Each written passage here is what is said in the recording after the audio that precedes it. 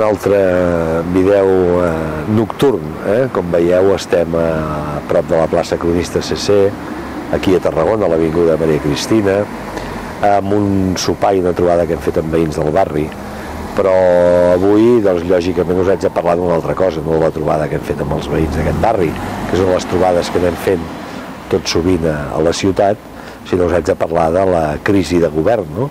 D'aquesta remodelació que s'ha vist obligat a fer a l'alcalde Ballesteros després de menys de 2 anys de govern socialista a la ciutat de Tarragona. La veritat és que qualsevol que pensés que en menys de 2 anys ja s'ha de canviar el govern, diria, escolta, aquí és que alguna cosa no funciona. Efectivament, alguna cosa no funciona. Nosaltres ja portem molt de temps dient-ho, no? Portem molt de temps dient que l'Ajuntament de Tarragona no funciona, que l'Ajuntament de Tarragona està mal organitzat, que l'Ajuntament de Tarragona viu només de paraules, viu de fum, viu de promeses, però que de fets molt pocs. Jo crec que tot això es demostra precisament en situacions com les que han passat ara. Fins fa 4 dies el senyor Ballesteros ens estava dient que la cultura de la ciutat funcionava més i millor que mai. Resultat d'això, que la regidora de Cultura li han tingut que treure les competències perquè ha sigut un veritable desastre la seva política al voltant de cultura. Que la ciutat estava més neta que mai. Recordeu que la senyora Carme Crespo era la que ens prometia en campanya electoral pel menys que netejaria els carrers. Literalment ella va dir amb sabó, aigua i si feia falta un motxo. Doncs mireu, el motxo el tindrà que agafar un altre perquè la senyora Crespo li han tret les competències de neteja pública. És més, hi ha hagut 7 regidors i regidores afectats per la remodelació. Si tenim en compte que els socialistes en tenen 13 de regidors, vol dir que més de la meitat dels regidors de l'equip de govern s'han vist afectats d'alguna manera per aquesta remodelació.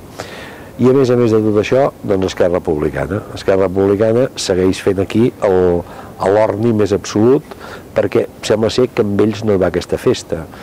És evident que un dels motius pels que hi ha hagut aquesta remodelació són les males relacions d'Esquerra Republicana amb el Partit Socialista. Relacions que sobretot s'han plasmat molt amb les dolentíssimes relacions entre la senyora Rossell i la senyora Sandra Coloma. La senyora Sandra Coloma, perquè ho entengueu, formalment depenia de la senyora Rossell. Això era una cosa absolutament impensable. Doncs bé, això què vol dir? Que la senyora Rossell també li han tocat alguna cosa, li han tret la cultura que formalment depenia de la seva àrea. Heu sentit a parlar Esquerra Republicana? No. El sentireu a parlar? Tampoc. Segurament dirà que tot això s'ha fet perquè tot sigui millor, perquè tot el govern funcioni millor. I la realitat és que tinc la sensació que el remei serà pitjor que l'enfermetat, perquè d'aquesta remodelació de govern el que s'ha fet és un munt de regidories a base de retalls i petits retalls d'altres coses. Resulta que la cultura la tenim junt amb la salut, que a part de bromes que es puguin fer, doncs molta cosa no hi té a veure, o tenim els centres cívics amb la solidaritat, etc. Per tant, jo crec que és una prova més del desgavell del govern Ballesteros i sobretot de les molt males decisions i de la molt poca capacitat que té de governar en Ballesteros.